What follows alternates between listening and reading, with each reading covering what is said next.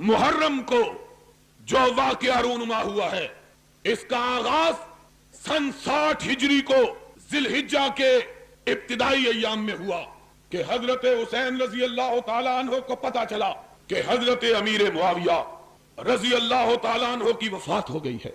वो अमीर मुआविया जिसकी बैत खुद हुसैन ने कर रखी थी। सुना जरा बात, आज इंशाअल्लाह मसला समझा के जाऊंगा।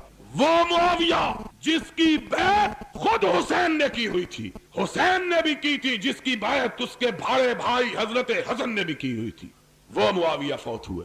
और जाकिर, वाइज और हमारे अनपढ़ मौलवी भी हजरत मुआविया का नाम लेते हुए हिचकिचाते हैं, उन पर दुश्मनाम देते हैं।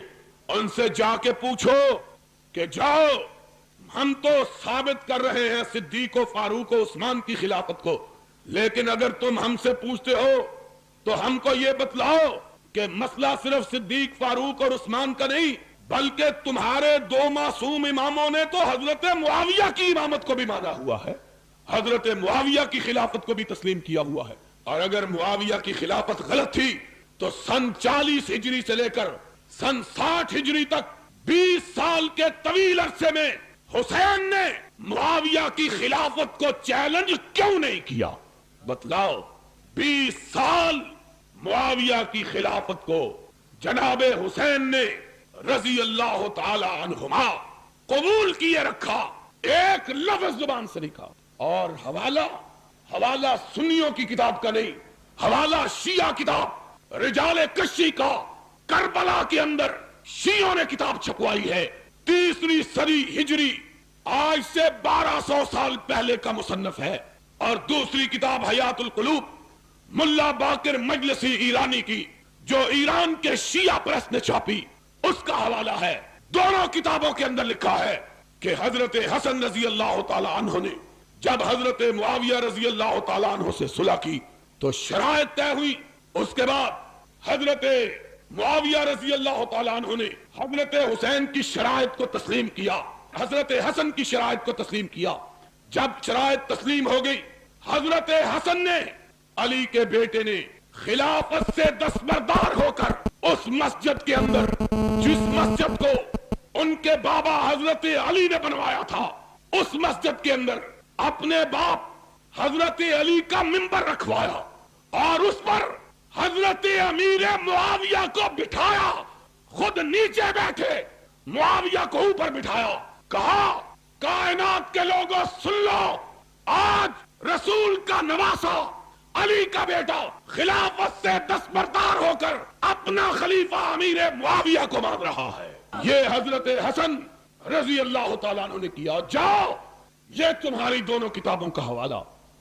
खुद अकेले नहीं आए, हुसैन को साथ लेके आए, हुसैन को साथ लेके आए। अपनी फौजों का कमांडर कैस इब्न साद इब्न उबादा, वो भी साथ है।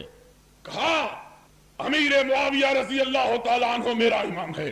फिर हुसैन की तरफ देखा, उस हुसैन की तरफ जिनका नामे नामी इसमें गिरामी लेकर तुम सिद्दीक और फारूक पे कीचड़ उछालते हो, उस हुसैन की तरफ देखा। कहा, कुम वबाये, हुसैन उठो, मैंने मुआविया की इमामत को माना है, तुम भी मुआविया के हाथ पे बैठ करके इसको अपना इमाम मानो। हजरत हुसैन उठे, हसन के बाद हजरत अमीर मुआविया की बैत की। फिर अपने कमांडर इन चीफ को हुक्म दिया, उठो, मुआविया की बैत करो। कहा, उठो, बैत करो। फौजी आदमी था, इधर देखा उधर देखा, अब क्या करूं? हजरत हुसैन की तरफ देखता। तेरी किताब का हवाला, मैं कहा करता हूं, उन्हीं की महफिल सवारता हूं, चिराग मेरा है रात उनकी, उन्हीं के मतलब की कह रहा हूं, जुबान मेरी है बात उनकी। जाओ, अगर कोई शिया दोस्त खड़ा है, उसे काबे के रब की कसम है, दुनिया के किसी जाकिर से पूछे, अगर कोई माँ का लाल इस हवाले को गलत साबित करे, लाहौर में बैठ कर कहता हूं, अपनी इस मस्जिद में बैठ कर कहता हूं, मुंह मांगा इनाम दूंगा। और अगर हवाला सच्चा या अपनी किताब को आग लगा दे या अपने बातिल अकीदे को आग लगा दे, एक बात को मान, या अपना अकीदा छोड़ दे یا اپنی کتابوں کو چھوڑ دے. تیری کتابوں کے اندر لکھا ہے کہ قیس ابن سعد ابن عبادہ نے حسین کی طرف دیکھا.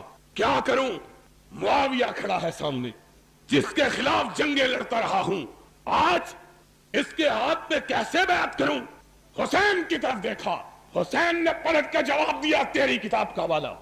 قم فبایع فإنہ امامی. اٹھا کیس، میری طرف کیا دیکھ رہے ہو؟ اور جس کے ہاتھ پہ حسن و حسین نے بیعت کی وہ پوری کائنات کا امام ہے. دنیا کا کوئی شخص اس کی امامت کو مانے بغیر رہ سکتا نہیں. قم فبایع فإنہ امامی. اور جس کو تیرے دو معصوم اماموں نے امام مانا ہے تو اس کا انکار کرنے کی جرات کیسے کرتا ہے؟ ان کے خلاف کیسے بات کرتا ہے؟ یا سیدھی طرح بات کہے کہ تجھ کو اس بات کا علم ہے جس کو تیرے اماموں کا علم نہیں تھا، اور تو یا کہے کہ تو حق پر ہے اور تیرے امام حق پر نہیں تھے. معاذ اللہ. پھر وہ عقیدہ عصمت کا باقی رہتا. عقیدہ امامت کے لیے یہ ہے کہ امام وہ ہوتا ہے جس سے کوئی غلطی ہو سکتی. تو ہے ایک بھی امام نہیں. کتنے امام؟ ایک حسن اور دوسرا، دونوں نے بیعت کی. تو بات یہ کہہ رہا تھا سن 60 ہجری میں، اور باتیں بتلاؤں تو پھر سن لو. آج تعلق کا عالم یہ تھا. آج باتیں کرتے ہیں مروان کی، عبد الملک کی اور حضرت امیر معاویہ کی. جاؤ اپنی کتابوں کو اٹھا کے دیکھو. 20 سال حضرت معاویہ رضی اللہ تعالیٰ عنہ نے حکومت کی ہے. کتنے سال؟ 20 برس بلا شرکت غیرے حکمران اور خلیفۃ المسلمین اور امیر المومنین رہے ہیں. حسین بھی ان کی رعایا اور حسن بھی ان کی رعایا.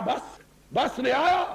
جا اپنی کتابوں کو اٹھا کے دیکھ. تیرا مرزا عباس قمی منتہی المقال میں ملا باقر مجلسی جلاء العیون میں لکھتا ہے کہ جب تک نمازیں امیر معاویہ کے مقرر کردہ گورنر مدینہ مروان کے پیچھے پڑھتے رہے، حسن بھی حسین بھی نمازیں کس کے پیچھے پڑھتے رہے؟ امیر معاویہ کے قائم کردہ گورنر مدینہ مروان کے پیچھے. آج باتیں کرتے ہیں مروان ایسا اور امیر معاویہ ایسا. اگر امیر معاویہ ایسا ہوتے تو حسن اور حسین کو امیر معاویہ سے وظیفہ لینے کی ضرورت نہ تھی، اس کو جائز نہ سمجھتے اور ان کے خلاف جہاد کرتے، خروج کرتے، باہر نکلتے، تلوار بے نعم کرتے. 20 سال کے طویل عرصے میں ایک دفعہ 20 سال کے طویل عرصے میں ایک دفعہ بھی حضرت امیر معاویہ کے خلاف زبان شکوہ کو حرکت. آج یہاں مسئلہ کفر و اسلام کا بنا لیا ہے. کافر مسلمان، تیرے کہنے سے نہ کوئی کافر ہوتا ہے نہ تیرے کہنے سے کوئی مسلمان بنتا ہے. کون کافر کون مسلمان؟ میرا عقیدہ یہ ہے جس کے ہاتھ پہ حسن و حسین بیعت کرے وہ کبھی کافر ہو سکتا؟ میرا تو تیرے اماموں کے بارے میں یہ عقیدہ ہے، اور تیرا اپنے اماموں کے بارے میں عقیدہ کیا ہے کہ امام اور معصوم ہوتے ہوئے بھی انہوں نے کافروں کی بیعت کر لی تھی. کچھ خدا کا خوف کرو.